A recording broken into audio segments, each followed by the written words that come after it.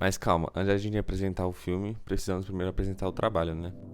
Meu nome é Yuri Pompermayer e junto com meu grupo Rafael, Júlia, Arthur, Helena e Laura, decidimos vir o filme então Amor e Outras Drogas para apresentar esse trabalho de neuroanatomia.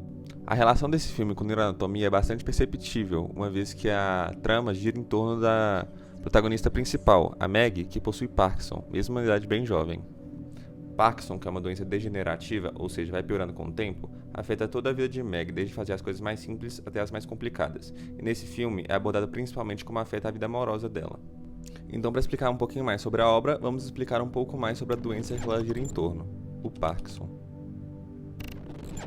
De maneira simplificada, a doença de Parkinson é uma doença neurológica de progressão variável que afeta os movimentos da pessoa, sendo a segunda doença neurodegenerativa mais comum no mundo. Causa tremores, lentidão nos movimentos, rigidez muscular, desequilíbrio, além de alterações na fala e na escrita.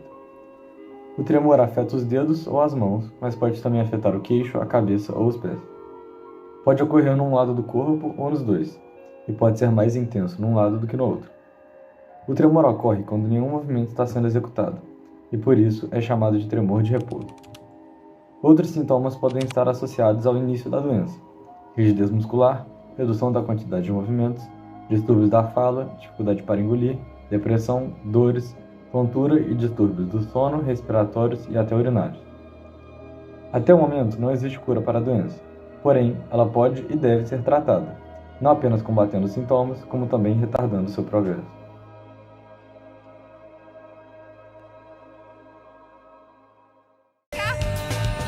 Isso é sexy! Vocês são sexy. Deviam comprar um desses aqui, não pesa muito nos ombros não, meninas. Experimentem, experimentem. É isso aí, tá legal? Para fazer uma introdução ao filme e a doença que é abordada nele, vou falar mais um pouco sobre o enredo dele. O filme se passa em 1996, nos Estados Unidos, e é protagonizado pelo Jamie Randall, um personagem interpretado pelo Jake Gyllenhaal. O Jamie é um cara muito extrovertido, muito comunicável, que logo na primeira cena do filme perde o emprego dele em uma loja de eletrônicos.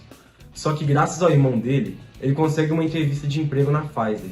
Ele passa nela e rapidamente se adapta ao mercado de venda de drogas estadunidense, se tornando um representante de drogas, mais especificamente do antidepressivo sertralina, que era muito usado na época, e de alguns remédios usados para infecções bacterianas. Seguindo essa vida de representante de drogas, o Jamie vira sócio do Dr. Stan Knight, e assim ele finalmente conhece a Meg Murdock, interpretada pela Anne Hathaway, que é uma das pacientes do consultório do Dr. Stan. Ela, com apenas 26 anos, foi diagnosticada com Parkinson, e na cena que ela vai se consultar com o Dr. Stan, que é uma das mais importantes do filme, ela fala sobre os remédios que ela usa para tratar a doença dela, além de todos os diagnósticos que ela recebeu erroneamente antes de receber propriamente o diagnóstico de Parkinson. Esses remédios e diagnósticos mencionados pela Meg vão ser mais aprofundados mais pra frente no vídeo pela Júlia. Depois da consulta da Meg, o Jamie, sabendo do diagnóstico dela, liga pra ela na intenção de marcar um encontro. Desculpa ter ficado olhando os seus peitos, mas é que eles são muito bonitos. O qual acontece e termina na casa dela, dando assim início à relação amorosa entre os dois. Mas em paralelo a isso, o Jamie conhece o Trey Hennigan e de cara eles se tornam inimigos, porque o Trey, que também trabalhava na Pfizer, era representante do Prozac, que também é um antidepressivo que concorria diretamente com a sertralina no mercado. E também o Trey já teve relações com a Meg. Mas mesmo com essa inimizade com o Trey, o Jamie consegue manter uma boa relação amorosa com a Meg, e a performance no trabalho dele fica melhor ainda quando ele tem o privilégio de se tornar um representante do Viagra, que era um remédio novo na época e que de cara fez sucesso, aumentando assim suas vendas. Ao longo do filme, aparecem cenas que retratam o Parkinson desde sua forma mais sutil até as suas manifestações mais impactantes. O interessante é notar como o filme trabalha em cima de aspectos psicológicos, de como é conviver com uma doença degenerativa aos 26 anos de idade, o que já fica explícito na primeira cena em que Meg aparece, no qual introduz um panorama de sua jornada até aquele momento com o Parkinson. os diagnósticos que já teve, os remédios que usa para tratar a doença e, por fim, pontua o uso de antidepressivo por se ter Parkinson tão precoce. Enquanto o filme caminha, notamos Meg em algumas cenas alongando. Isso se deve pelo fato de que o Parkinson deixa os músculos mais tensionados. Aos poucos é introduzido cenas em que Meg aparenta ter o tremor de repouso, principalmente quando fica nervosa ou ansiosa, que é pontuado no seu segundo encontro com Randall. Já nessa cena, vemos uma Meg impulsiva e indiferente a formar relacionamentos, observando que seu comportamento está atrelado ao fardo de se ter aquela doença. Meg muitas vezes deixa explícito que não quer se envolver. E o que vamos entendendo pelo caminhar da trama é sua relação ruim com sua própria condição e a insegurança que possui. Em alguns momentos, solta frases como: "Sou eu dou azar." Também não ia querer ficar com alguém doente. Mas essa estigmatização do Parkinson não é só demonstrada por Meg. Na cena em que Randall conversa no bar com o Dr. Stan, o médico solta a seguinte frase: "Aquilo não é vida." E refere-se a Meg como uma condenada neurológica.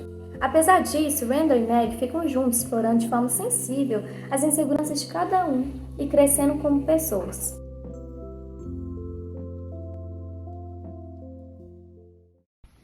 Então agora eu vou falar da segunda parte do filme, que começa com a cena em que Jamie chega a casa depois do trabalho e Meg está dormindo. Ele cria coragem de falar sobre os sentimentos dele e falar que a ama. E depois disso ele fica muito nervoso, porque na verdade ele nunca tinha dito isso pra ninguém, nem pros pais dele, nem pro irmão. Então mostra o quanto ele se envolveu rápido com Meg, mesmo achando que talvez eles não teriam nada mais sério. Logo depois, acontece da Meg ficar sem os remédios dela. Isso deixa ela muito afetada, muito balançada, ela fica muito chateada com isso e começa a ingerir bebidas alcoólicas na casa dela. E aí, quando o Jamie retorna do trabalho novamente, eles têm uma pequena discussão, só que mesmo assim ele escolhe ficar ali com ela e acolher ela nesse momento difícil. Isso mostra como essa doença de Parkinson afeta a saúde mental mesmo dessas pessoas, causando até quadros depressivos e tudo mais. Logo depois disso, eles vão para outra cidade para um congresso do trabalho do Jamie. Nesse mesmo momento ocorre um congresso de pessoas que têm Parkinson. E a Meg escolhe ir nesse outro congresso para que ela possa conviver mesmo com pessoas que têm a mesma condição dela. E nisso a gente vê a importância da representação mesmo, da representatividade dessas pessoas, de verem que realmente existem outras pessoas na mesma situação, com a mesma doença que ela. Então Meg se comunica com o Jamie e chama para ele ir para esse outro congresso, quando o congresso dele acabasse. E quando ele chega lá, um senhor que é esposo de uma outra senhora que também tem a doença de Parkinson, chega e conversa com ele sobre isso, né? Que se ele pudesse dar um conselho, o conselho que ele daria é se separar da Meg, porque a doença de Parkinson, ao longo do tempo, vai tirar tudo que ele gosta nela. Vai tirar o corpo, vai tirar a possibilidade de se locomover e tal. E que no final, esse senhor até fala assim, que no final ele vai acabar tendo que, por exemplo, limpar as fezes dela e tal, uma coisa bem... E isso acaba afetando um pouco o Jamie. Ele pensa se ele quer mesmo continuar com essa relação, porque ele sabe que o futuro pode não ser tão fácil como esse senhor deu exemplo. E depois disso, dessa conversa com esse senhor, o Jamie começa a levar a Meg para vários lugares diferentes, buscando algum tipo de tratamento.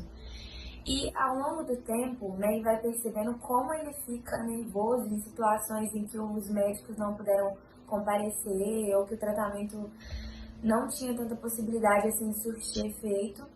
E ela percebe que ele está buscando uma cura, não para que ela realmente possa melhorar, mas porque isso seria bom para ele. Ele quer essa cura, ele quer conviver com ela como se ela fosse uma pessoa saudável. Isso deixa ela magoada e ela acaba terminando com ele, porque ela sabe que uma cura para o Parkinson não é existente, não é possível de acontecer. Existe tratamento, mas não existe uma cura. Então eles se separam, acabam se separando, e depois de um tempo o Jamie vê uma gravação que ele tinha feito dela, em que ela se declarava para ele, num momento íntimo mesmo, e ele acaba se arrependendo do que ele fez. Nisso ele vai atrás dela e procura ela de volta, e eles se entendem e voltam no relacionamento. E uma coisa que me impactou muito foi que ela disse assim que não é justo com ele, né, ele continuar com ela, que não é justo ela exigir que ele faça algumas coisas para ela que ele vai precisar fazer no futuro. E ele diz que, na verdade, ela não está exigindo isso dele, que é ele que quer fazer isso, ele quer estar ao lado dela. Ela diz até assim: eu quero ir a lugares e tudo mais. E aí ele fala: mas você vai, eu talvez tenha que te carregar, mas você vai chegar nesses lugares. E é importante para a gente ver como o Parkinson pode afetar algumas áreas da vida da pessoa, realmente, assim, até em relacionamentos, e a importância de ter pessoas do seu lado, do lado dessas pessoas com Parkinson, que apoiem elas e as ajudem nesse momento difícil.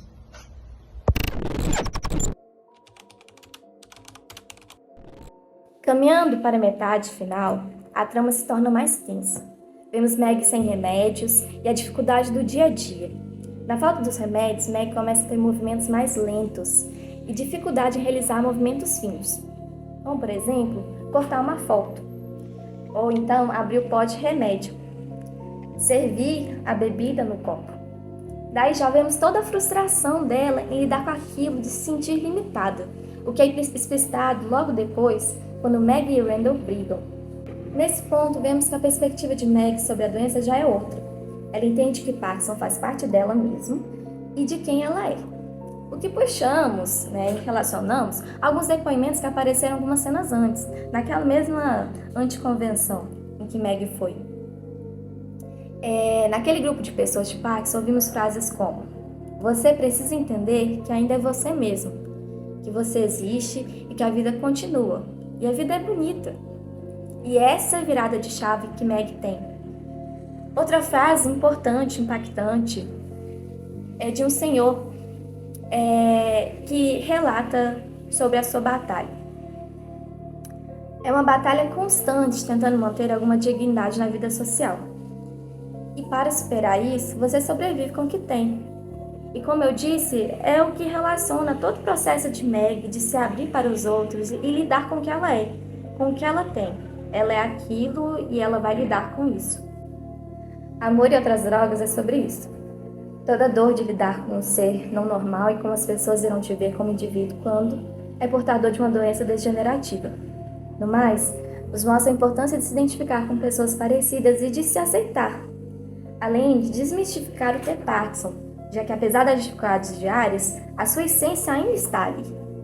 A doença pode ter limitações, mas ainda assim você não deixa de ser aquilo.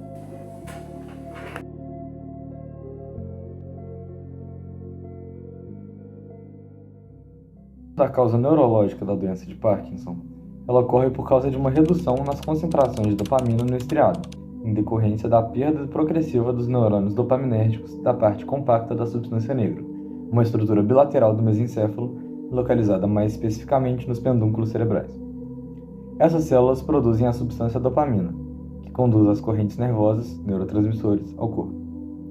A dopamina ajuda na realização dos movimentos voluntários do corpo de forma automática, ou seja, torna desnecessário pensar em cada movimento que os músculos realizam. Ou seja, a falta ou diminuição da dopamina afeta os movimentos gravemente. Com o envelhecimento, todos os indivíduos naturalmente apresentam morte progressiva dessas células nervosas dopaminérgicas. Algumas pessoas, entretanto, perdem essas células e, consequentemente, diminuem muito mais seus níveis de dopamina num ritmo muito mais acelerado, e assim acabam por manifestar os sintomas da doença. O estresse oxidativo desempenha um papel importante na degeneração de neurônios dopaminérgicos na doença de Parkinson. Interrupções na manutenção fisiológica nos neurônios interferem em vários processos biológicos, levando à morte celular. Evidências também indicam que a neuroinflamação exerce uma função crítica na patogênese da doença também. A ausência de renovação e regeneração das células cerebrais torna impossível a ação diante do processo de morte celular na substância negra, e, portanto, o tratamento da doença é realizado essencialmente e exclusivamente sobre os sintomas.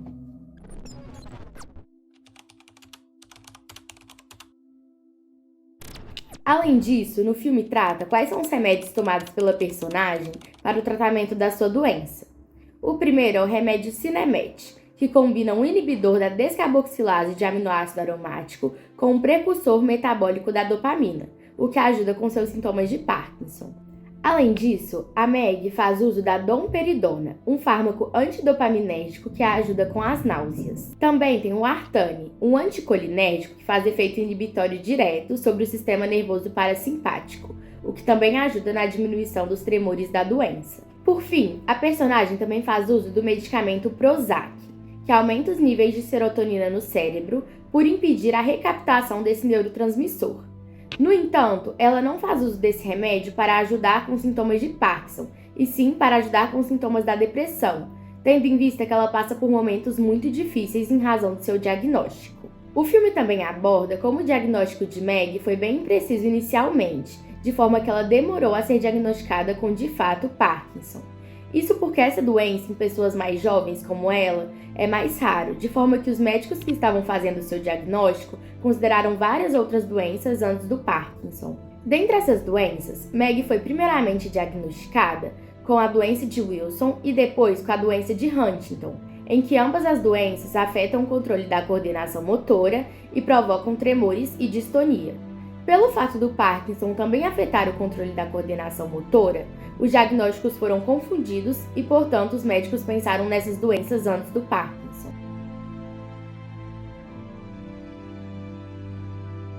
Portanto, Amor e Outras Drogas traz visibilidade à doença de Parkinson, mostrando como isso afeta o dia a dia daqueles diagnosticados, mas ao mesmo tempo traz uma discussão de como as pessoas não podem ser resumidas apenas às suas doenças.